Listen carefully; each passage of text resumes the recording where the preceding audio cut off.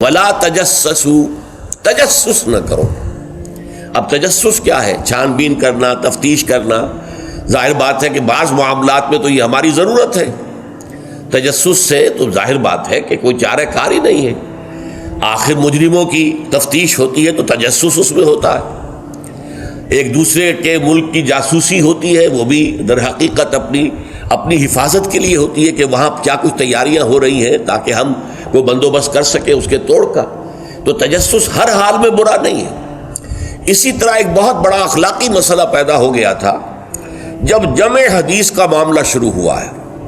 تو جب محدثین نے یہ چھان بین شروع کی راویوں کے بارے میں، فلاں شخص نے فلاں سے روایت کی، اب وہ جاتے تھے اور پتہ کرتے تھے ماحول میں اس شخص کا کردار کیسا ہے، اپنے ماحول میں اسے کیسے پہچانا جاتا ہے، ایک نیک اور شریف اور سچے انسان کی حیثیت سے یا جھوٹے اور دغاباز انسان کی حیثیت سے، اس کے لیے تفتیش کرتے تھے۔ کیونکہ اگر اس کا کردار اچھا نہیں ہے، اگر اس کی شہرت اچھی نہیں ہے تو پھر ہم اس سے حدیث نہیں سنیں گے۔ کیا پتہ اس نے اس حدیث میں ملاوٹ کر دی ہو، کیا پتہ اس نے خود اپنی جی سے گھڑ لی ہو۔ تو یہ احتیاط کی گئی۔ اس پر بعض لوگوں نے جو درویش قسم کے تھے، نیک لوگ تھے، انہوں نے کہا یہ تم قرآن کے خلاف کر رہے ہو، لا تجسسوا، قرآن تو کہتا ہے کہ تجسس مت کرو، لوگوں کے حالات کی تفتیش و چھان بین نہ کرو۔ تو جواب دیا گیا نہیں، یہاں یہ در حقیقت ایک دینی ضرورت کے طور پر ہے، اور جواب بھی اسی صورت سے دیا گیا۔ وہ جو آیت ہم پڑھ چکے ہیں، یا ایھا الذین آمنوا ان جاءکم فاسق بنبأ فتبینوا ان تصیبوا قوما بجہالۃ فتصبحوا علی ما فعلتم نادمین۔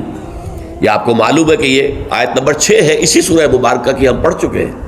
اہل ایمان، تمہارے پاس اگر کوئی فاسق آدمی، غیر متقی آدمی کوئی خبر لے کر آئے تو تحقیق کرو، چھان بین کرو۔ ایسا نہ ہو کہ تم اس کی خبر لائی ہوئی خبر پر اعتماد کر کے کوئی اقدام کر بیٹھو، کسی گروہ کے خلاف، کسی قبیلے کے خلاف جو ہے حملہ کر دو، اور پھر بعد میں تمہیں پچھتانا پڑے کہ خبر تو غلط تھی۔ تو اس دلیل سے پھر محدثین نے کہا یہ ہمارے لیے ایک دینی ضرورت کے طور پر کہ احادیث نبویہ سے شریعت کے احکام نکالے جائیں گے، تو ہم دیکھ لیں جو حدیث پیش کر رہا ہے اس کا کردار کیا ہے، اس کی سیرت بھی ہے کہ نہیں۔ اسی لیے ایک بہت بڑا علم انسانی تاریخ میں، یہ علم سوائے محمد صلی اللہ علیہ وسلم کی ذات مبارکہ کے اور کسی شخص کے بارے میں نہیں ہوا، جسے کہتے ہیں الرجال۔ یہ علم الرجال جو ہے، کہ تمام جو صحابہ تابعین ان کی شخصیتوں کا پورا تجزیہ یہ کر دیا گیا۔ یہ سارا کام اس لیے کیا گیا ہے تاکہ معلوم ہو عن فلاں عن فلاں عن فلاں عن فلاں، اس پوری چین کے اندر کہیں کوئی شخص ایسا تو نہیں ہے کہ جو قابل اعتماد نہ ہو، تو اس کی پھر وہ حدیث صحیح نہیں قرار پائے گی، وہ مستند نہیں قرار پائے گی، اسے کہیں ضعیف احادیث میں لے آئیں گے۔ ٹھیک ہے، یہ ضعیف ہے، اور ضعیف احادیث جو ہے وہ اخلاقیات کے بیان میں استعمال ہو سکتی ہیں، لیکن ان سے کوئی شرعی حکم نہیں نکالا جا سکتا۔ شرعی حکم کا استنباط جو ہے وہ صحیح اور پختہ اور مستند احادیث سے ہوگا۔ تو یہ ہے تجسس کے بارے میں۔ البتہ جس چیز سے روکا گیا ہے وہ کیا ہے؟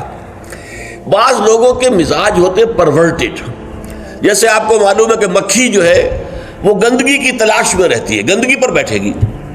کچھ لوگوں کا مزاج ایسا ہو جاتا ہے کہ وہ اس تلاش میں رہتے ہیں، ٹو میں رہتے ہیں، کہیں کوئی بری بات انہیں ملے تاکہ لے اڑیں اسے، اس کا پرچار کر دیں، اسے عام کر دیں۔ کہیں سے کسی شخص کی کسی غلط حرکت کا علم ہو گیا اور اس کو لے کے اب عام کر رہے ہیں، پھیلا رہے ہیں لوگوں کے اندر۔ یہ جو ہے تجسس اس لیے کرنا کہ آپ کے ہاتھ میں کوئی سکینڈل بنانے کا کوئی مواد آ جائے، کوئی طریقہ ایسا ہو جائے۔ تو یہ جو مکھی کی ذہنیت اور مزاج رکھنے والے لوگ ہیں، یہ ان کو روکا جا رہا، تجسس نہ کرو۔ بلکہ کہا گیا ہے کہ اگر تمہارے کسی بھائی کا عیب تمہارے سامنے کھل جائے تو پردہ ڈالو۔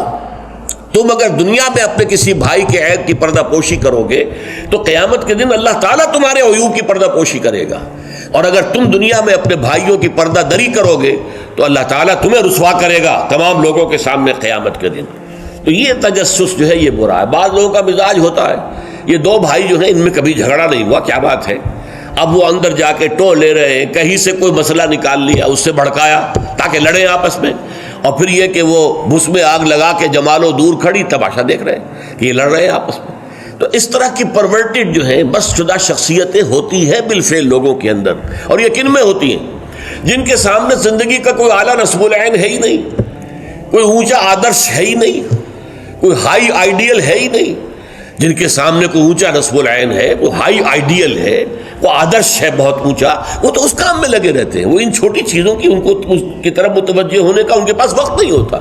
لیکن جن لوگوں کی زندگی کے اندر وہ اونچائی کی طرف تو کوئی رجحان ہے ہی نہیں، تو ظاہر بات ہے وہ تو پھر زمین ہی کے اندر دیکھیں گے، کیڑے مکوڑے انہیں نظر آئیں گے، یا گندگی جو ہے وہ اس کے بارے میں جو ہے اس کو لے اڑیں گے پھر بعد میں۔